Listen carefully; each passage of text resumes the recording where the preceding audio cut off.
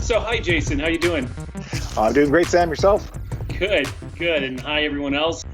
Basically, what we're trying to do with this short presentation is we're going to have regular talks about industry concerns, some things that we see happening on the horizon, and just have a fun, engaging conversation to add a little bit more context to how we see the industry shifting. And this is actually stemmed out of something we were discussing recently before a recent trade show at IR. Jason, if you recall this, how this conversation kind of started. This is really one of those, it really sprang from a true conversation. It was one of those just strange things that popped into my head as we were talking, and then after giving it some thought, we both sort of went, "Hey, maybe there's something to it." Exactly. Say that maybe there's something to it. If you're watching this, feel free to poke holes in the theory. It's really all it is. It's just sort of a fun thought comparison, maybe outside the industry. Yeah, and here's how it started. So we were talking about how the CGA's Next Practices report recently came out. And the headline from that is that the current damage prevention industry seems to be at this inflection point, and that there's a lot of different challenges on the horizon that's going to cause the industry to have to change over time. And so the conversation started, okay, who's similar to our industry? And what kind of company has maybe a similar process? And are they doing it better than we are in Able One world right now? And Jason, you came up with something, and it was?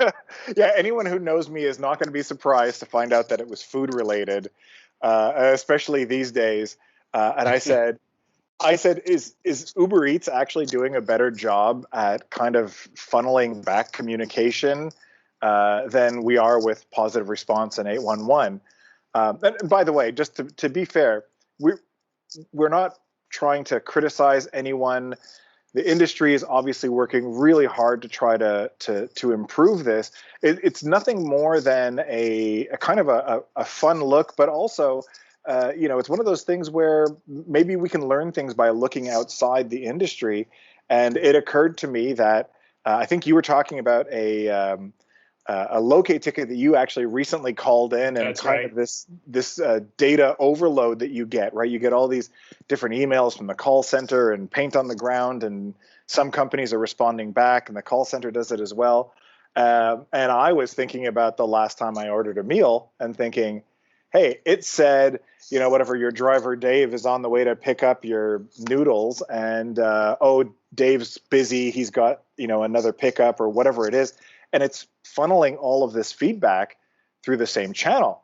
And I guess it just occurred to me, and then we started talking about it and kind of going, actually, this is closer, like what was initially a joke about Uber Eats, or whoever it is, Skip the Dishes, or Postmates, or whatever it is.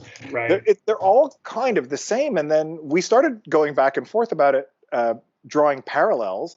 And I actually think you have we've taken the time to draw this out. So I think you've actually got a slide there if you want to share it, Sam. But we got into this idea of like, okay, well, what is Uber Eats or any of those sort of delivery service apps? What are they really more than kind of a common gateway or a common entry point to a bunch of services? So you've laid it out here in a much prettier fashion than our initial discussion to sort of show everyone's used to the 811 process. There's the client is the excavator, right? That's how we sort of think. That's how the industry tends to think of it. Exactly. They go through the 811 center, who is effectively just a central point of contact. Way back when, before the existence of 811 centers as we know it, contractors used to have to call up individual companies to order. Kind of like a year ago, we had to do that if you were ordering pizza, but no longer. The Uber Eats or anything like it just has a bunch of restaurants there, and sort of very much like a parallel. Those one call centers have a bunch of utility companies and facility owners that are the providers, and very often those providers use a third party contractor to go ahead and put the paint on the ground. And that was perhaps comically very close to the way Uber Eats works, right? Yeah, there's a lot of similarities there, actually. When you think about the process from the moment you order something from a restaurant or the moment you submit a locate request, it follows kind of this same pattern. So there's a lot of similarities there, and that's when we kind of started talking about what does the user experience look like for both these industries.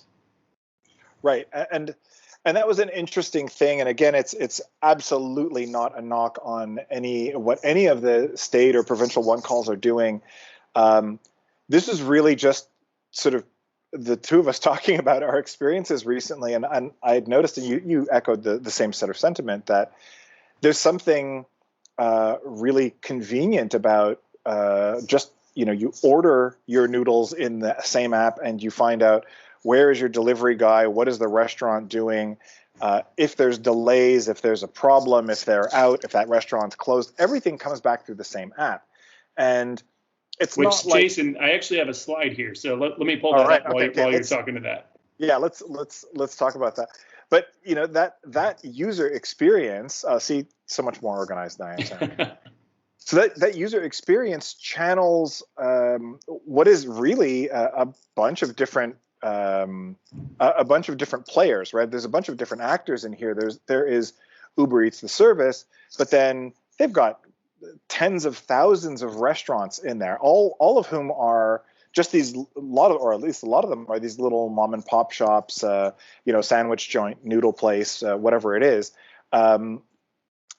With no, they're all sort of part of this. And then to make that even more complicated, then they have this whole network of drivers, delivery people, whatever, who aren't even affiliated necessarily with the restaurants.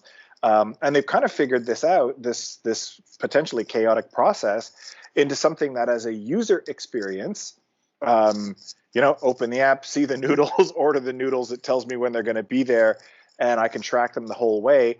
All of these updates come back through the same channel that I submitted them in. And I understand, and maybe I'll let you talk through the 811 process, where we know, by the way, that there's a big movement. I keep repeating this, but we know that there's a big movement with positive response and enhanced positive response to kind of go towards this. But because you just recently did a locate ticket of your own, why don't you walk through kind of what your experience was there? Yeah, absolutely. Before I begin, for those of you that are not from the Midwest, it is spring and it is tornado season, and we're testing our tornado alarm right at this moment, if you can hear that. But so I'll just talk through it. But yeah, so exactly, you're right. With the Uber Eats experience, right, it's all in one platform. It's all contained from the order all the way to tracking the order. I can see, once the restaurant's accepted it, where it's at in that stage of delivery. And then I can track the actual delivery person as they drive their way to my house. If there's an upset or if something's taking too long, the restaurant, for instance, doesn't have my food, or one of the items that I ordered, or they're simply running behind, I get this instant late notice. And the whole concept there is that I know exactly where I'm at in that process all the way up until the completion of it. With 811, it's a little bit different. When we look at it, there's multiple inputs almost at every single stage that I have to kind of understand and interpret. Like, for instance, when I submit a locate request, I can either call it in or I can use an online submission. Those processes are going to be different for me depending on how I choose to submit that order. Almost right away, I'll get a ticket confirmation. That ticket confirmation tells me obviously what facilities are within my locate area. And then possibly some additional information from the call center. But I also might get at the same time an early warning notice or a critical asset notice from a facility that comes completely from a different email address that isn't associated with 811 at all. After that, there's this wait period where this can be 2 days or sometimes longer if something's taking too long, where I'm just waiting for more information to come my way. And in that wait period, I might have some of my utilities marked. with paint and flags, I might receive an emailed no locate require notice for a couple of my facilities, but I still don't have a comprehensive idea of whether or not all the facilities are going to mark my assets on time in the period of time that they're supposed to. And I don't even have really a checklist of who's done that yet, Right. Until I get to this final stage, which is the positive response. And now, Sam, this was your experience as someone who's very familiar with the damage prevention process, right? I mean, you've been in the industry for years. Exactly. And the kind of all of these very well intended but maybe slightly uncoordinated communications can be overwhelming, right? So this is you doing one ticket.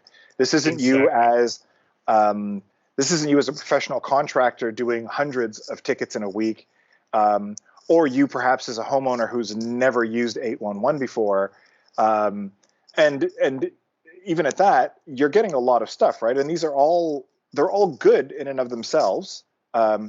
Every bit of early notification and status updates and all of those things, they're fantastic. But the experience isn't quite as sort of wrapped up with a bow as it is when you order noodles. Yeah, exactly. And I think it brings up a good point. Obviously, anybody watching this probably has some role within the damage prevention industry, and we all get very comfortable with our role and our process within this damage prevention system. And it's good to take a step back and take a look at things as maybe how an outsider might view it and determine where we can improve on. So I certainly appreciate everybody who's gone through this thought experiment with us. Obviously, Jason and I would love to hear from you guys. If you're watching this on LinkedIn or YouTube, let us know. Send us a comment or shoot us an email. Comment below, right? Yeah, there you go. Like and share. Like and share. That's right. So that's perfect. I agree. Thank you, everyone, for joining, and we love to hear from you. So, and hopefully we'll catch you again soon. All right. Thanks, everyone. Thanks, everyone.